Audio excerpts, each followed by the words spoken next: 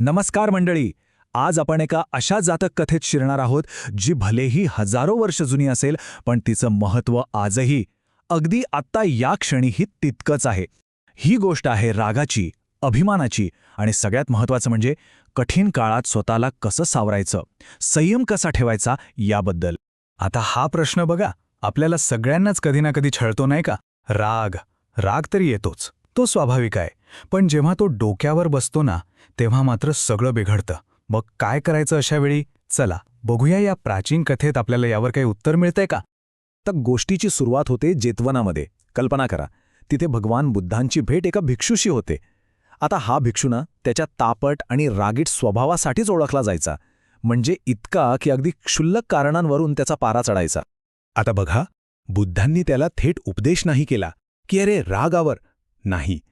त्याऐवजी त्यांनी त्याला एका गोष्टीतून समजावण्याचं ठरवलं. त्याला एका वेगळ्याच काळात एका वेगळ्याच जगात नेलं. कारण खरं आहे ना, कधीकधी उपदेशापेक्षा गोष्टच जास्त परिणामकारक ठरते. चला तर मग आपणही त्या गोष्टीत प्रवेश करूया. आपण पोहोचलो आहोत हिमालयाच्या पायथ्याशी, दद्दर पर्वताच्या राज्यात. हे राज्य आहे दद्दर नागांचं आणि आपली कहाणी फिरते तिथल्याच दोन नाग राजकुमारांभोवती. आता हे जे दोन भाऊ होते ना, ते स्वभावाने म्हणजे अगदी टोकाचे वेगळे होते. मोठा भाऊ महादद्दर, जो स्वतः बोधिसत्व होता, म्हणजे ज्ञानाच्या मार्गावरचा एक अतिशय दयाळू जीव. तो होता एकदम शांत, एकदम शहाणा. आणि त्याच्या अगदी उलट होता धाकटा भाऊ चुलदद्दर, कमालीचा तापट, क्रूर आणि कसलाही विचार न करणार. तर झालं असं की या चुलदद्दराचा क्रूर स्वभाव सगळ्या राज्यासाठीच एक डोकेदुखी बनला होता. तो नागकन्यांना त्रास द्यायचा, त्यांचा छळ करायचा. पहिल्यांदा चूक झाली, दुसऱ्यांदा झाली. दोन्ही वेळेला मोठा भाऊ महादद्दर पुढे आला. त्याने वडिलांची म्हणजे राजाची विनवणी केली आणि भावाला वाचवलं. पण तिसऱ्यांदा जेव्हा तीच चूक घडली, तेव्हा मात्र राजाचा संयम पूर्णपणे संपला. आणि मग शिक्षा काय मिळाली? शिक्षा होती कठोर आणि त्याहूनही जास्त अपमानजनक. राजाने दोघांनाही, फक्त चुलतदारला नाही तर दोघांनाही नागलोकातून 3 वर्षांसाठी हद्दपार केलं.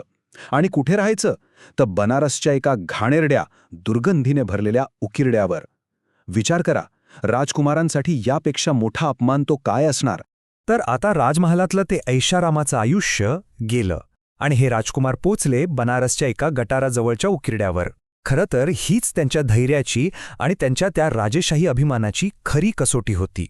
आणि तिथली परिस्थिती इतकी वाईट होती की गावातली लहान लहान मुलंसुद्धा त्यांना दगड आणि काठ्यांनी मारायची. बेडूक खाणारे किडे म्हणून त्यांना चिडवायची. रोज रोज हाच अपमान. आता हे सगळं सहन करणं खरंच खूप कठीण होऊन बसलं होतं.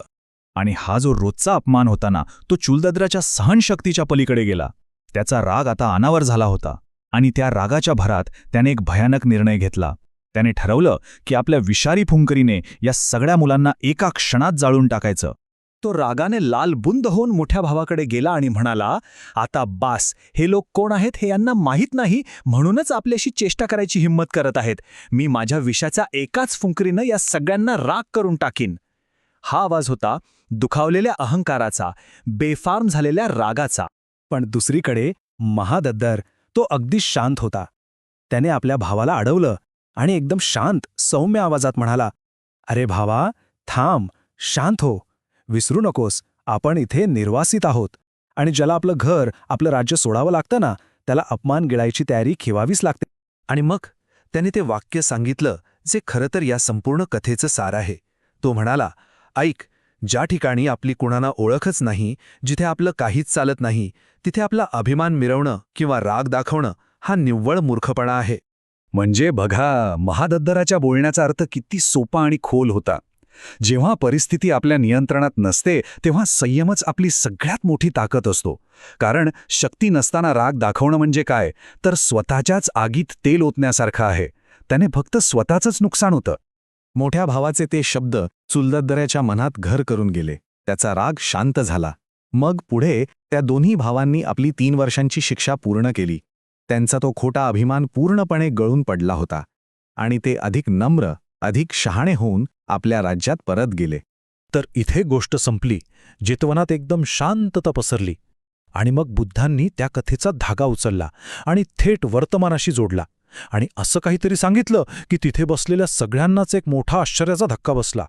त्यांनी त्या तापट भिक्षूकडे पाहिलं आणि म्हणाले की त्या गोष्टीतला तो अविचारी, रागीट, धाकटा भाऊ, चुलतदर, तो दुसरा तिसरा कोणी नसून तो स्वतःच आहे.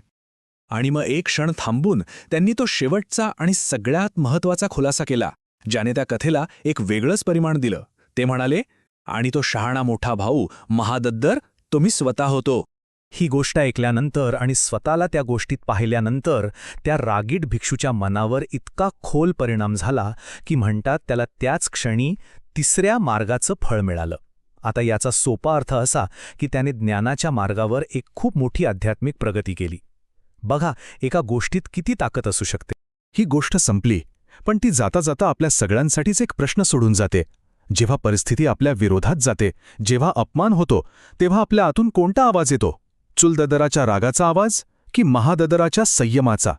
आपण ऐकतो कोणाचं, यावरच सगळं काही अवलंबून आहे. यावर विचार करायला हवा, नाही का?